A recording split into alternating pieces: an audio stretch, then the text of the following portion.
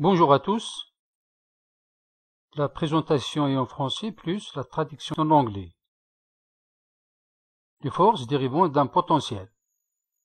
Étude des forces dérivant d'un potentiel ou bien les forces conservatives. Objectif: opérateur différentiel Nabla, le gradient, la divergence, le rotationnel. Application: étude de la force du poids. Théorème 1. On dit qu'une force F dérive d'un potentiel si seulement s'il existe une fonction scalaire V continuellement différenciable telle que F égale moins Nabla fois V. Ça, c'est équivalent si et seulement si Nabla fois F égale le rotationnel de F égale à 0.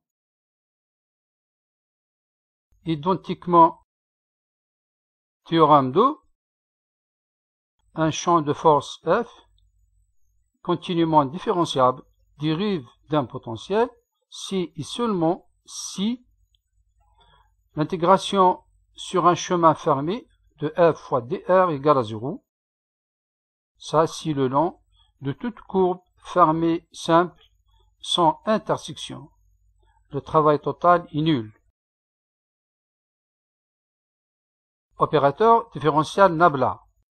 Nabla est défini par l'expression suivante. I fois d par dx plus g fois d par dy plus k fois d par dz. Les dirons désignent la dérivation partielle. En employant cet opérateur, on définit les grandeurs suivantes. Le gradient. Nabla de phi égale I d par dx plus g d par dy plus k d par dz fois la fonction phi.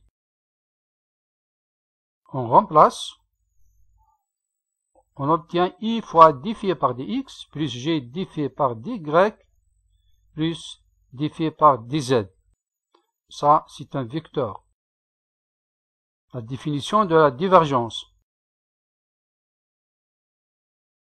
La divergence d'un vecteur A est définie par Nabla.A.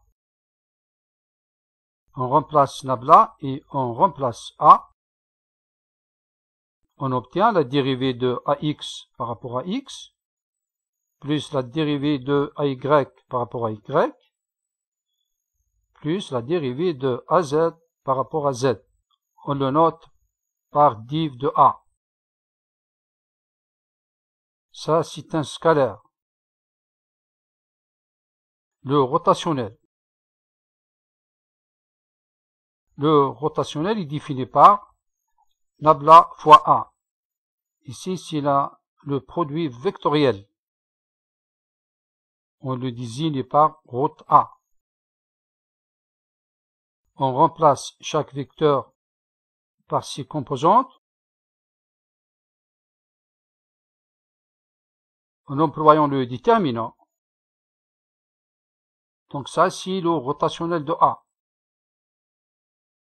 Ça, c'est égal dA3 par dy moins dA2 par dz fois I plus dA1 par dz moins dA3 par dx fois J plus dA2 par dx moins dA1 par dy fois K. Et ça, c'est un vecteur. Nous avons aussi deux autres identités importantes. Div rot A égale à 0, ça c'est un scalaire. Et rot grade phi égale à 0, ça c'est un vecteur. Le premier c'est un scalaire nul et le deuxième c'est un vecteur nul. Application. Soit une force F agissant sur un point matériel tel que F égale à 0 fois I plus 0 fois G moins mj fois K. Montrez si cette force dérive d'un potentiel. La réponse. La force F dérive d'un potentiel si seulement si nabla fois F égale à 0, ça c'est le produit vectoriel. On emploie la méthode du déterminant. Donc ça c'est égal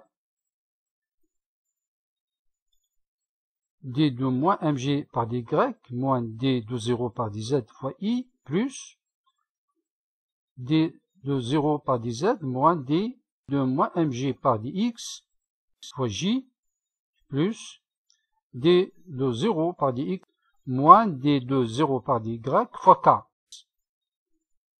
Et ça nous donne 0 fois i plus 0 fois j plus 0 fois k. Et ça c'est un 0.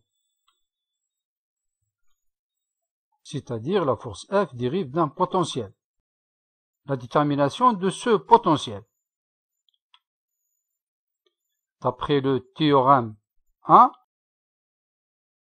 F égale à moins nabla fois V, on remplace F par ses composantes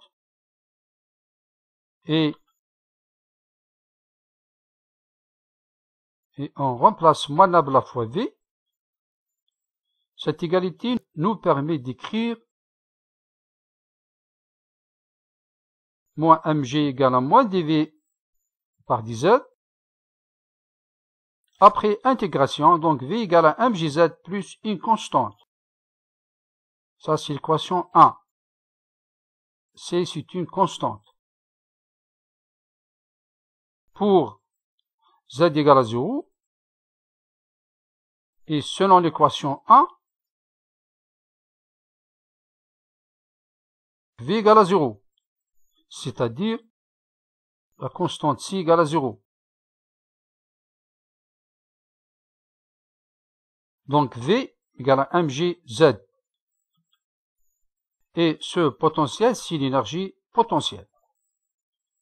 J'arrive à la fin de cet exercice.